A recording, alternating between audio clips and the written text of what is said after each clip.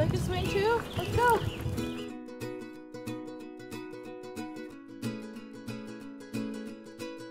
My name is Alexandra Brace, and I'm 25. I'm a nanny. I work with a family of 5 kids, mostly take care of the 2- and 3-year-old, and they're super cute and rotten at times, but really sweet.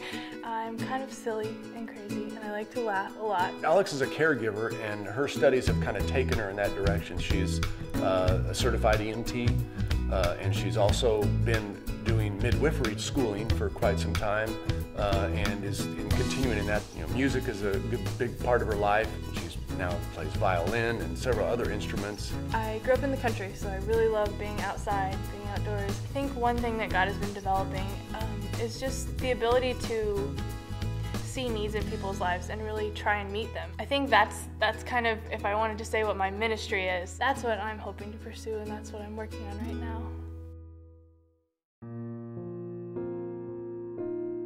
Alexandra's mom and I were divorced, and we had shared custody at that point. My parents in Texas, my dad and my stepmom, wanted to have more of an investment in my life since I was going to be in public school, so they decided to homeschool me. Continued to look into it more, attend seminars, read more books, and then we went ahead and made the decision. That's what we're going to do. We're going to do some homeschooling with her. That didn't go over well with my mom, who had put me in public school. She thought that was really weird, and I was going to be a weird person, and that was not cool. So she filed for full custody. The issue that brought this about was the homeschooling. I don't really remember much of the actual legal part of the custody fight. I was little, I'm sure that was intentional. I do remember meeting with my lawyer. I had a lawyer for myself, and I remember meeting with him, and I had a worksheet to fill out, different questions. Do I want to be homeschooled? Do I want to public school, private school?